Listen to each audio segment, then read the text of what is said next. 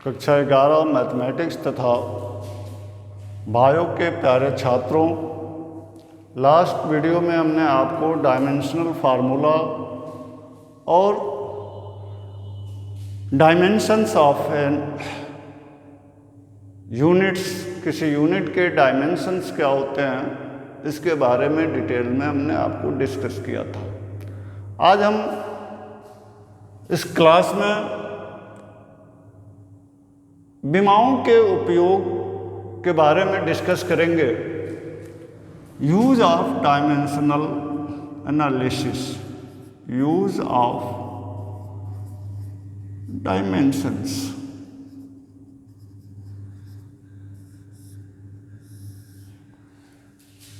Dimensional analysis पढ़ने से हमें क्या फ़ायदा है, सबसे इम्पोर्टेंट चीज़ यही है।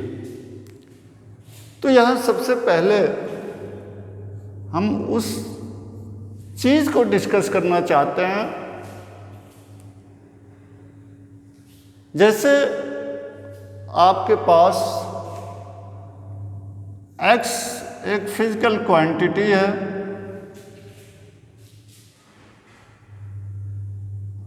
और ये भौतिक राशि दो या दो से अधिक भौतिक राशियों पर निर्भर करते हैं। जैसे ये डिपेंड करता है y पर,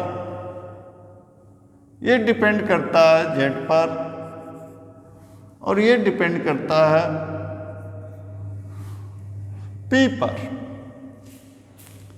तो इनके बीच x, y, z और p के बीच क्या रिलेशंस हो सकते हैं, उस रिलेशंस को हम डायमेंशनल एनालिसिस की सहायता से, डायमेंशंस की सहायता से इजीली हम कैलकुलेट कर सकते हैं, डिराइव कर सकते हैं। फॉर एग्जाम्पल, यदि हम जानते हैं, यहाँ एग्जाम्पल के लिए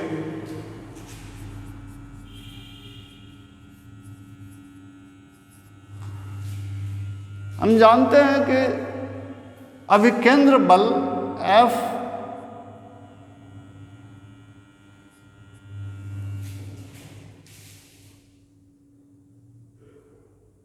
पार्टिकल के द्रव्यमान पर निर्भर करता है।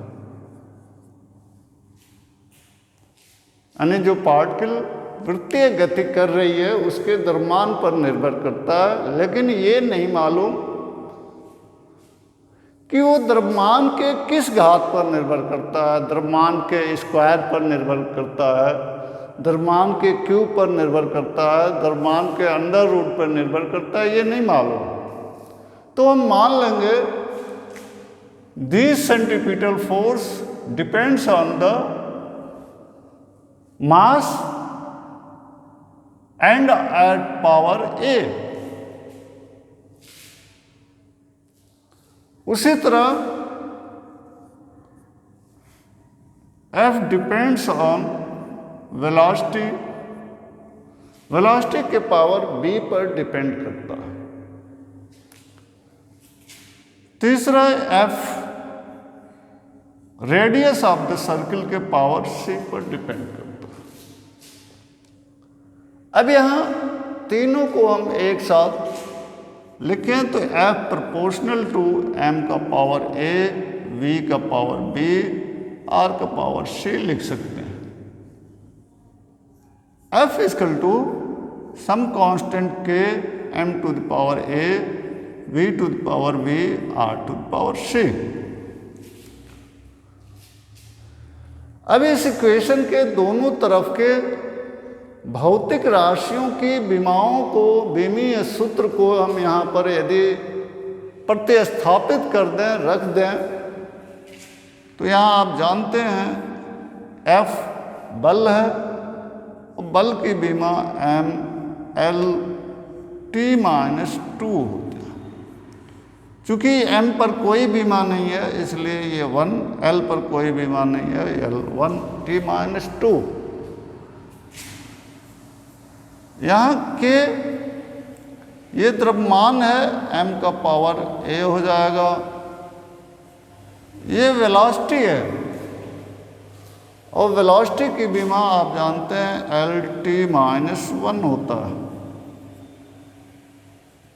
और ये आपका R रेडियस है। रेडियस को हम लेंथ में मेजर करते हैं L का पावर C। यदि M, L और T को अलग अलग करें, M का पावर यहाँ पर अकेले A है, इधर कहीं M नहीं है, M का पावर A। L का पावर यहाँ से B, यहाँ से C, B प्लस C, यहाँ से T का पावर माइनस P।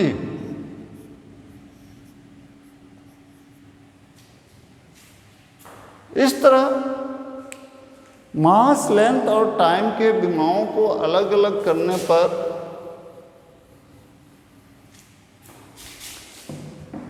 हमें यहाँ से यदि कंपेयर करें तो A का इक्वल टू 1 मिलता है। लेंथ के विमाओं को कंपेयर करें तो B प्लस C 1, और यहाँ से यदि कंपेयर करें टाइम की विमा को तो माइनस B इक्वल टू -2, इसलिए B इक्वल टू 2। B का मान इसमें रख दें, 2 plus C equal to 1, C equal to 1 minus 2, C equal to -1। इस तरह आपको मिल गया A equal to 1, B equal to 2, C equal to -1। अब हम इस इक्वेशन में इन A, B, C की वैल्यू को रख दें। F equal to constant K M का पावर 1, V का पावर 2, C का पावर R का पावर -1। तो ये हो जाएगा F equal to K mv square upon R। यहाँ K इसका वैल्यू 1 होता है, तो यहाँ से F equal to mv square upon R, यानी सेंट्रीपिटल फोर्स के लिए what is the equation for centripetal force? F can be derived here easily with the help of dimensional formula। तो इस तरह कोई भी भौतिक राशियां यदि दो या दो से अधिक भौतिक राशियों पर डिपेंड करती हैं तो उनके बीच हम क्या रिलेशंस हो सकता है, बीमीय विश्लेषण के बीमीय विमाओं के उपयोग से उनके बीच हम रिलेशंस ड्राइव कर सकते हैं। आइए दूसरा यूज देखें।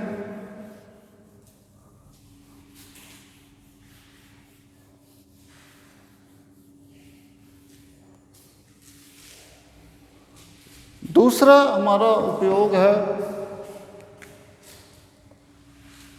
किसी सूत्र का, किसी फार्मूले की सत्यता का जांच करना। सत्यता के जांच का मतलब वह सूत्र बीमीय रूप से सत्य है अथवा असत्य है, उसके दोनों तरफ की विमाओं को हम चेक करके और इसके फार्मूले को सत्यता की जांच कर सकते हैं। जैसे एक सूत्र है, आवर्त काल के लिए T equal to 2 pi under root L/G। अब ये सूत्र बीमीय रूप से सत्य है या असत्य है, इसको जांच करने के लिए हम LHS साइड की बीमा ले लें ये हो जाएगा m का पावर 0, l का पावर 0, t का पावर 1। यदि राइट साइड की बीमा लें RHS, तो 2 पाई कांस्टेंट है, इसकी कोई बीमा नहीं होती है। ये लेंथ है l का पावर हाफ। ये एक्सीलरेशन ड्यू टू